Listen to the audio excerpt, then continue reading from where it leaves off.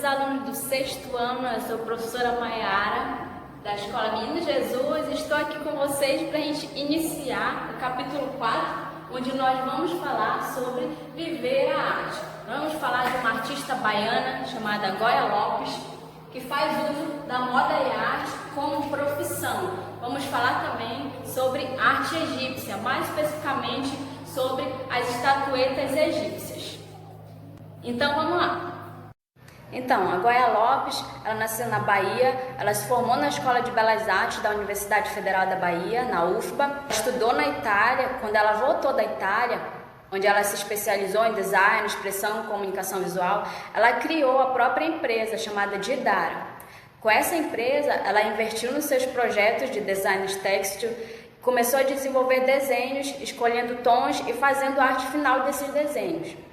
O design têxtil é o profissional que elabora projetos de estamparia, texturas e cores de tecido para moda e decoração. Todo esse trabalho era inspirado na cultura afro-brasileira, por meio de estampas desenvolvidas por ela, através de muito estudo, e as estampas eram transformadas em roupas, bolas, sacolas, chapéus, sapatos, coxas, entre outros produtos. Suas obras são mais um exemplo de que a arte que podemos ver no nosso dia a dia, quando nós vestimos uma de suas criações, estamos vestindo todos os símbolos que a sua arte carrega.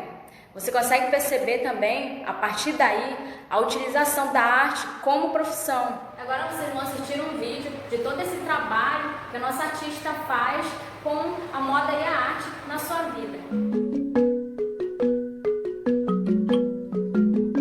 A história dos escravos, do cangaço, do nordestino, dos índios, o sincretismo, a religiosidade, a música, entre tantos elementos, estão presentes nas estampas da artista. As minhas estampas contam toda a nossa história, conta a nossa luta, conta todas as raízes, toda a nossa afrodescendência. Eu me digo que eu sou uma contadora de histórias pelas estamparias e depois é que vem a questão do modelo.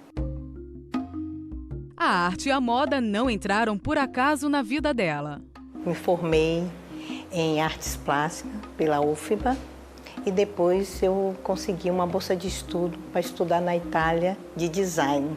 Então, eu fui para a Itália como artista plástica, fazendo a profissão do futuro, porque isso era mais ou menos em 77, onde ninguém falava de design. As inspirações de Goya vêm de suas vivências e pesquisas. É exatamente do dia a dia.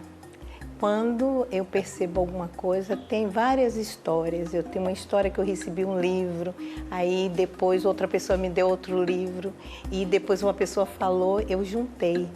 Então eu disse, ali tem coisa. Então depois é que eu percebo, que eu vejo que tem alguma coisa interessante, é que eu vou para a pesquisa. Aí eu pesquiso, faço a relação desse fato, vejo todo o embasamento, aí que eu passo para a criação.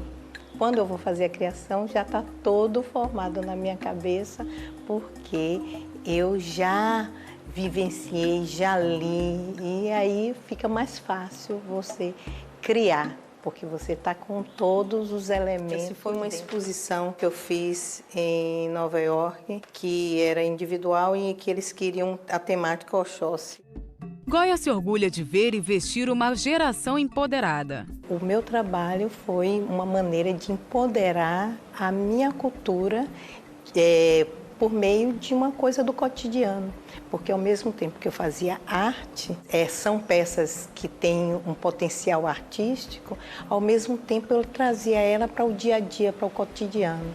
Então era uma maneira de falar. Um desafio que a artista teve ao longo da carreira foi conciliar arte e administração. Eu hoje estou terceirizando e faço as duas pontes iniciais, que é a criação, todo o desenvolvimento do produto, e terceirizo e depois eu faço a venda. Resume a moda e a arte em uma frase. É a vida, é a minha vida.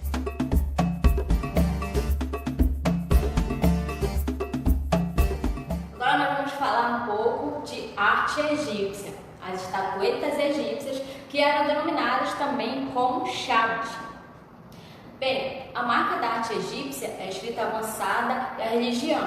Ela foi capaz de determinar o modo de vida das pessoas, as relações sociais e hierarquias, direcionando todas as formas de representação artística daquele povo. Os egípcios, eles acreditavam na vida após a morte. Por isso que existiam túmulos, estátuas e vasos que eram deixados com os mortos. A arquitetura egípcia, por exemplo, as pirâmides, elas eram edificadas sobre construções mortuárias, que eram denominadas tumbas. Essas pirâmides e tumbas, elas possuíam funções espirituais, sociais e religiosas. Elas eram idênticas aos palácios onde os faraós residiam em vida. As pessoas de classe social mais importantes, elas eram sepultadas em mastabas, que deram origem às pirâmides. Como vocês podem ver nessa imagem, que representa uma cena do cotidiano, algumas características. A pintura, ela tinha algumas regras pré-estabelecidas. Uma delas era a regra da frontalidade. O corpo sempre retratado com o tronco e um dos olhos voltados para o observador, ficando apenas a cabeça, as pernas e os pés representados de perfil.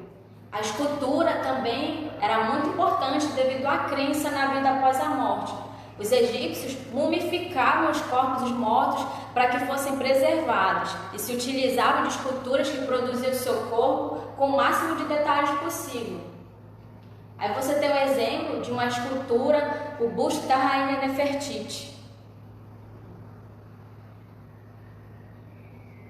Hoje o Egito está com uma estrutura totalmente diferente fisicamente e esteticamente. Ele é uma república, onde a religião que predomina é a religião muçulmana. Não esqueçam de olhar a atividade na página 43. E essa foi a nossa aula de hoje. Não esqueça de dar o like no nosso vídeo e até o próximo contato.